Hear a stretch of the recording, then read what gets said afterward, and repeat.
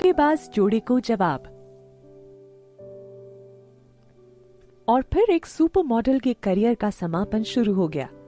लेकिन जैसा कि ये दिख रहा है वैसा है नहीं। टीना की कहानी यहीं खत्म नहीं होती है।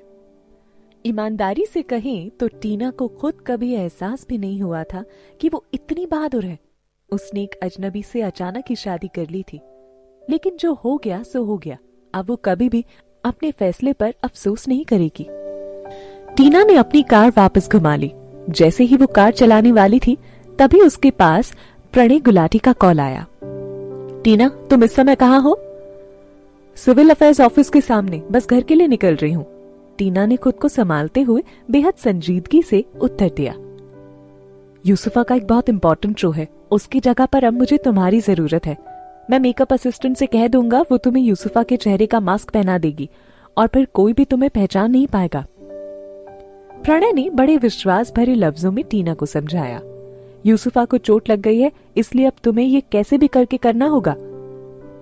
तुमने लोगों को ये बताया नहीं कि यूसुफा को स्टेज पर चोट लग गई है? ऐसे में तो मीडिया को पहले से ही पता होगा कि वो हॉस्पिटल में है, टीना ने कहा। लेकिन मैंने मीडिया में ये कह दिया कि वो अपनी इंजरी के बाद भी परफॉर्म करेगी। मैंने तुमसे कहा ना कि तुम ये कर रही हो, तो बस तुम जाओ। वो बहुत बेशरम है। पहले भी टीना ने यूसुफा के लिए इस तरह की बेवकूफी भरी हरकत की है। उसे प्रणय हमेशा इस तरह ही इस्तेमाल करता रहा है, लेकिन इस बार टीना ने भी प्रणय को मुंह तोड़ जवाब देने का फैसला कर लिया था। टीना ने खुद को संभाला और बोली, ओके, मुझे समय और एड्रेस बता दो, मैं वहां पहुंच जाऊंगी। टीना, हम शादी करने वाले हैं।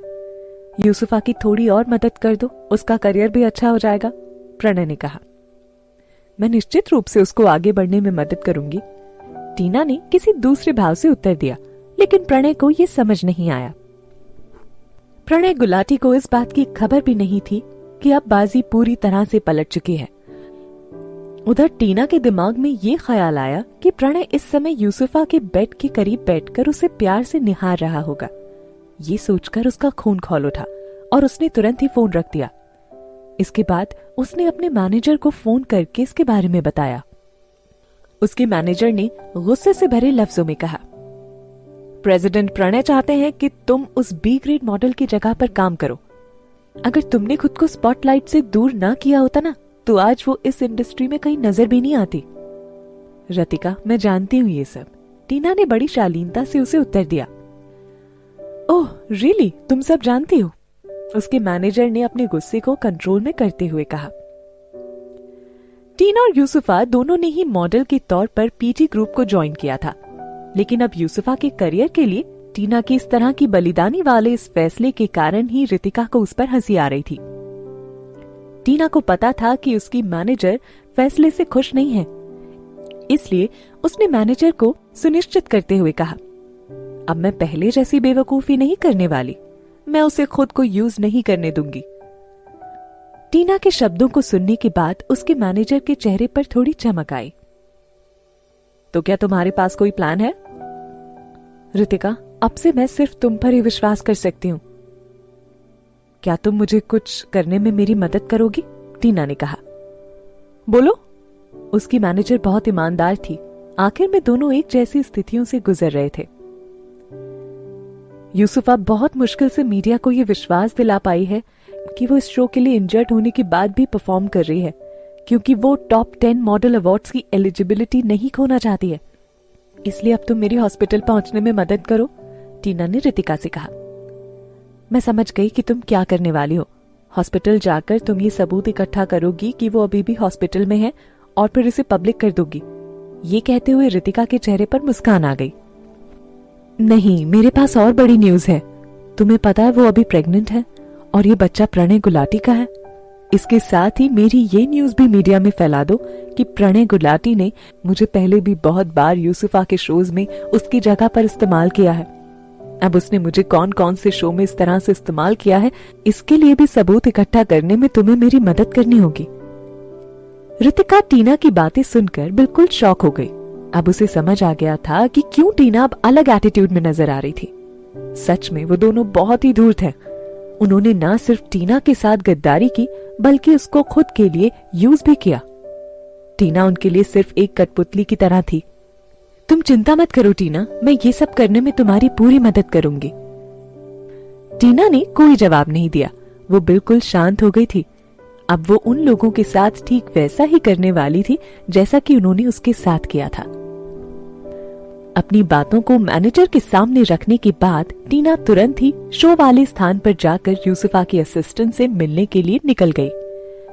वहां पर उसे सबसे पहले यूसुफा का मैनेजर ही मिला। वो एक शादीशुदा था। उसकी बॉडी और पर्सनालिटी काफी अट्रैक्टिव थी। वो टीना के साथ पहले से ही काफी सहूलियत से पेश आता था।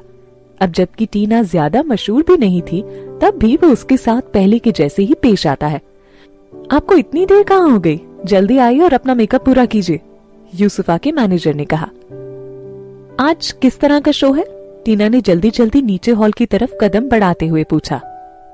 कुछ खास नहीं, असिस्टेंट ने उत्तर दिया। एक्चुअली ये फेमस फ्रेंच ब्रांड HF के लिए एक ज्वेलरी शो है। इस शो के बाद हो सकता है कि यूसुफा HF के लिए स्पोक पर्सन के रूप में साइन करे। वास्तव में यूसुफा ने ये मौका चोट लगने के कारण गंवा दिया था, लेकिन तब प्रणय गुलाटी ने यूसुफा के रूप में टीना का इस्तेमाल करने का सुझाव दिया। दरअसल रास्ते में आते समय टीना ने पहले से ही आज के show the crown star jewellery show के बारे में काफी रिसर्च कर ली थी। यूसुफा का असिस्टेंट उससे झूठ बोल रहा था, लेकिन अब टीना को चाल में फंसाना इतना आसान नहीं था। यूसुफा की वजह से आपको खुद का मेकअप रूम मिल रहा है। आप आज ग्रैंड फिनाले शो में इस ज्वेलरी पीस को रिप्रेजेंट करेंगी। ये रहा आपका पूरा शेड्यूल। असिस्टेंट ने टीना को ज्वेलरी पीस दिखाते हुए सब कुछ एक्सप्लेन कर दिया। इसके बाद उसने मेकअप असिस्टेंट को टीना का मेकअप शुरू करने का इशारा किया। क्या प्रणय को वाकई में ये लगता है कि सिर्फ एक मास्क पहना देने से लोग टीना को पहचान नहीं पाएंगे? हालांकि जो टीना के दिमाग में चल रहा था वो आज वहां काफी तूफान लाने वाला था। वो इन धूर्त लोगों को जिंदगी भर याद रखने वाला सबक देने वाला था। इस समय रणविजय रावत का असिस्टेंट लगातार टीना पर नजर रखे हुए था। जैसे उसे पता लगा कि शो में यूसुफा की जगह पर टीना आने वाली है, उसने तुरंत ही ये खबर रणविजय तक पहुंचा दी।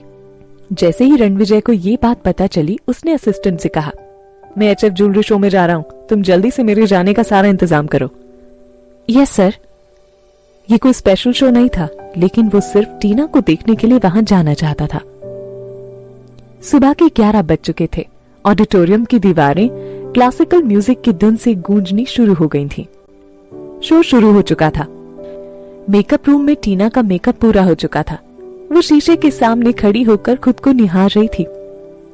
उसने सफेद रंग का बिल्कुल टाइट लॉन्ग ड्रेस पहना हुआ था।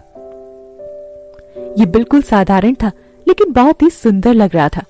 उसके बाल मजबूती से पीछे को बंधे हुए थे और बालों में आगे की तरफ लगा हुआ सफेद रंग का गुलाब टीना की खूबसूरती को और बढ़ा रहा था।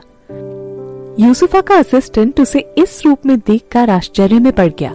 उसके मन में ये ख्याल उठ रहा था कि टीना निश्चित रूप से ऑडियंस का दिल अपनी खूबसूरती से जीत लेगी। सभी की नजरें उस पर ही टिकी रहने वाली हैं और फिर यूसुफा को इस कॉन्ट्रैक्ट के मिलने से कोई नहीं रोक सकता। आपको स्टेज पर एक चेयर के थ्रू भेजा जाएगा, जो कि नीचे से ऊपर की तरफ जाएगी। ये ब्रेसलेट क्राउन का स्टार है, मैं इसे आपको पहना देता हूँ।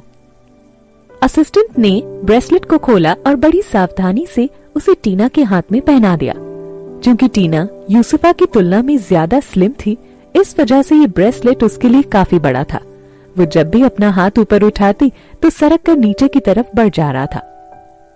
ये ब्रेसलेट HF के फाउंडर द्वारा उनकी बेटी के लिए डिजाइन किया गया था। सोने के बने इस ब्रेसलेट के बीच में एक सफेद रंग के हीरे से बना क्राउन फिक्स था।